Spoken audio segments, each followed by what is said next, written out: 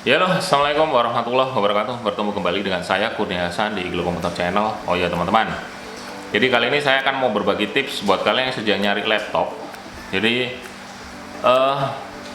misalkan kalian bingung nih, kali ini saya seorang pelajar sekolah di SMK dengan jurusan TKJ. Laptop yang saya butuhkan spesifikasinya yang seperti apa, budget yang dibutuhkannya seberapa besar. Jadi kali ini, di video kali ini itu saya mau ulas detail-detail atau tips-tips buat kalian yang sedang nyari laptop dan cara memilih laptop biar sesuai dengan kebutuhan kalian. Oke, tips yang pertama adalah tentukan budget. Budget di sini kenapa penting? Karena budget, semakin besar budget kalian, varian atau pilihan yang kalian bisa dapatkan untuk memperoleh laptop yang sesuai dengan kebutuhan kalian pastinya lebih banyak. Kalau misalkan budget kalian kecil, ya nggak usah berharap dapetin pilihan laptop yang banyak, pasti juga terbatas. Semakin kecil budget ya semakin memperkecil juga pilihan atau varian laptop yang kalian bisa dapatkan. Kalau kita ambil contoh analoginya seperti ini teman-teman, budget kalian 1 juta, kalian pengen nyari laptop untuk spesifikasi rendering atau misalkan editing atau bahkan gaming, itu mustahil sekali ya untuk saat ini ya, untuk di tahun 2021, kecuali laptop itu punya saudara kalian dan saudara kalian berbaik hati ke kalian untuk memberikan laptopnya ke kalian dengan harga yang cuma 1 juta. Itu kemungkinan besar seperti itu. Tapi kita ngomong secara umum ya. Jadi untuk budget 1 juta kemungkinan besar laptop yang kalian bisa dapatkan ya spesifikasinya standar ya, dalam artian yang laptop-laptop bekas dengan spesifikasi Core 2 Duo atau dual core ataupun Celeron gitu loh. Itu pun bekas. Jadi nggak usah berharap laptop baru untuk kalian bisa dapatkan di harga 1 jutaan, karena memang laptop-laptop baru di tahun 2021 saat ini untuk prosesor yang paling rendah sendiri, untuk spesifikasi yang paling rendah, saya ambil contoh ini ya teman-teman. Jadi ini ada laptop Axio ya, ini lagi ngetren ya, maksudnya di istilahnya di toko-toko komputer yang paling umum dijual, yang spesifikasi paling rendah itu Axio seperti ini, yang slim.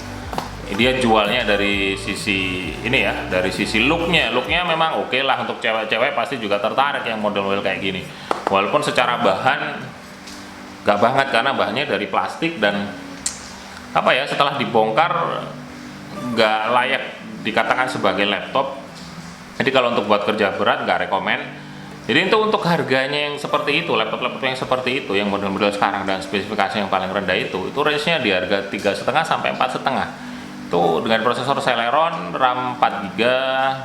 Lantas biasanya mereka gunakan untuk dalam tanda petik mengupgrade performanya, seolah-olah itu laptopnya kenceng segala macam, dia pakai SSD. Rata-rata bawaannya SSD-nya 256 rata-rata. Jadi seperti itu.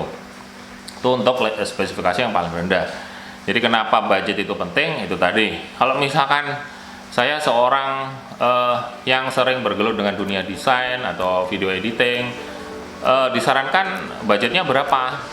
Ya kurang lebih minimal 5 juta lah, kurang lebih. Itu pun kalian hanya dapatkan yang bekas, tapi cari yang build up. Jadi kenapa disarankan yang bekas dan build up? Ya sudah saya banyak jelaskan ya, karena laptop build up cenderung lebih kuat ya, dari sisi build quality-nya lebih powerful. Untuk performanya untuk 5 juta kalian bisa dapatkan yang pakai GPU, dalam artian sudah ada GPU-nya, lantas sudah rata-rata sudah pakai prosesor yang minimal Core i5 lah, kalian bisa dapatkan, syukur-syukur dapat yang Core i7.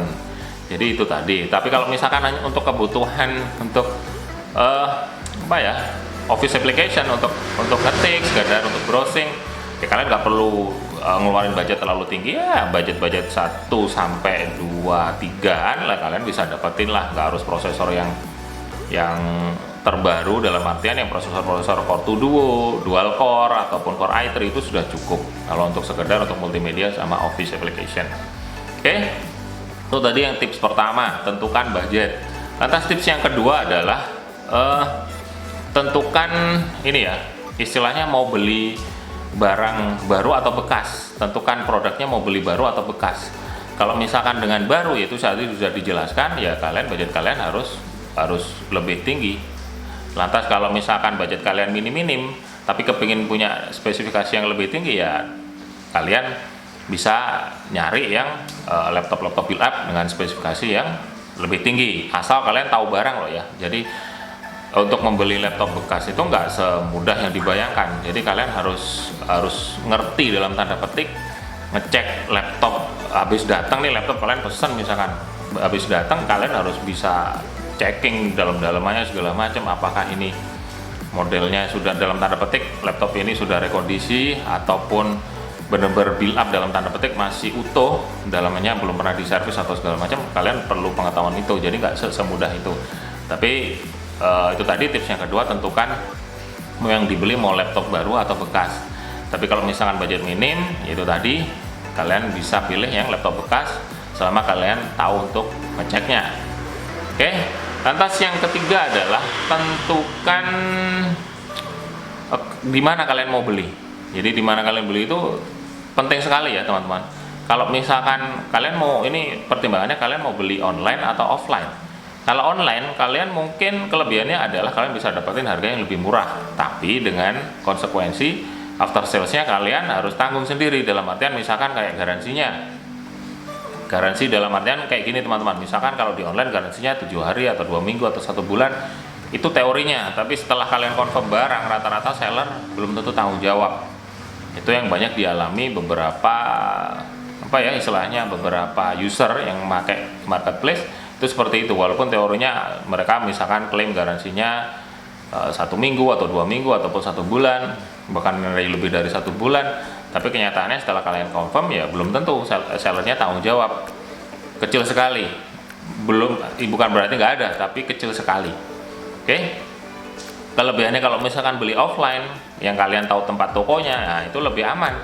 Kenapa lebih safe? Walaupun misalkan punya range harga yang lebih tinggi daripada harga online, tapi kalian untuk after sales service-nya itu lebih terjamin. Dalam artian misalkan kalau ada apa-apa, kalian tinggal klaim garansinya ke tokonya langsung. Ini kemarin saya baru beli bla bla bla.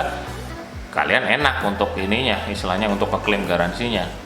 Soalnya itu sangat istilahnya garansi di sini sangat penting buat kalian yang itu tadi yang budget minim, mau nyari laptop yang spesifikasi tinggi, terus akhirnya lari ke laptop build up bekas. Tapi itu tadi kalau misalkan toko online susah untuk ngeklaimnya.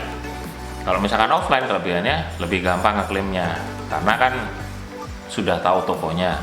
Oke, tadi tips yang pertama tadi budgeting, terus tentukan mau beli baru atau bekas. Lantas yang ketiga mau beli offline atau online. Yang keempat adalah tentukan spesifikasi laptop yang kalian mau. Jadi spesifikasi laptop yang kalian mau adalah seperti ini teman-teman. Jadi yang sudah saya jelaskan sebenarnya di awal-awal tadi ya. Jadi kalau misalkan kembali lagi ke kebutuhan kalian gitu, kebutuhannya buat apa nih? Kalau cuman buat ngetik multimedia, dual core, core 2 duo atau mentok-mentok core i3 sudah cukup gitu loh. Artinya kalian nggak perlu spending budget yang yang lebih cuman untuk kebutuhan ngetik atau browsing. Jadi kalian butuhkan hanya spesifikasi yang rendah-rendah aja. Untuk RAM 2 GB pun juga jalan. Jadi kalian cuman merogoh kocek 1 juta sampai 3 juta lah kalau untuk yang bagusan, ya kalian sudah dapetin gitu loh. Ini saya konteksnya ngomongin yang bekas dan baru ya teman-teman. Tapi kalau baru kalian nggak akan dapetin gitu loh, maksudnya nggak akan dapetin yang dengan harga 3 juta yang tadi sudah saya sebutkan, bahwa harga yang sekarang baru itu 3,5 sampai 4,5. Jadi belinya ya usahakan yang itu tadi yang bekas tapi yang terjamin dalam tanda petik. Disarankan kalian beli offline aja karena untuk after salesnya lebih gampang. Jadi kalau kebutuhannya buat ngetik, browsing. Tapi kalau misalkan kebutuhannya untuk itu tadi rendering atau editing atau programming segala macam yang butuh spesifikasi yang mungkin di atas rata-rata, misalkan untuk spesifikasi prosesornya harus yang minimal Core i5 atau Core i7 atau Core i9. Jadi itu pasti memerlukan budget yang lebih tinggi daripada misalnya yang laptop-laptop yang sekedar cuman buat itu tadi, cuman buat ngetik ataupun buat multimedia saja. Jadi untuk spesifikasi. Lantas yang terakhir nih, tips yang kelima, garansi. Jadi kalian pastikan garansinya dulu. Kalian nyari toko atau tempat membeli laptopnya yang notabene yang sudah ini ya, istilahnya sudah punya yang reputable, yang punya reputasi, yang sudah punya reputasi. Artinya ini kira-kira kalau toko A itu gimana after salesnya? Apakah mereka tanggung jawab atau enggak? Balik lagi ke yang tadi ya, online atau offline. Jadi dengan menentukan toko mana yang kalian mau istilahnya membeli laptop, itu menentukan terjaminnya after sales pada saat kalian telah membeli laptop. Oke, jadi itu tadi sekilas 5 tips buat kalian yang sedang nyari laptop. Mudah-mudahan bermanfaat. Kalau suka tinggal like, kalau nggak suka tinggal dislike. Jangan lupa subscribe karena akan ada banyak video lagi yang lebih bermanfaat nantinya. Kalau misalkan kalian ada pertanyaan ataupun komentar apapun, kalian bisa tulis saja di bawah video saya ini. Sekali lagi jangan lupa subscribe karena akan ada banyak video lagi yang lebih bermanfaat nantinya. Saya Kurnia Hasan di Glue Komputer Channel. Sampai jumpa.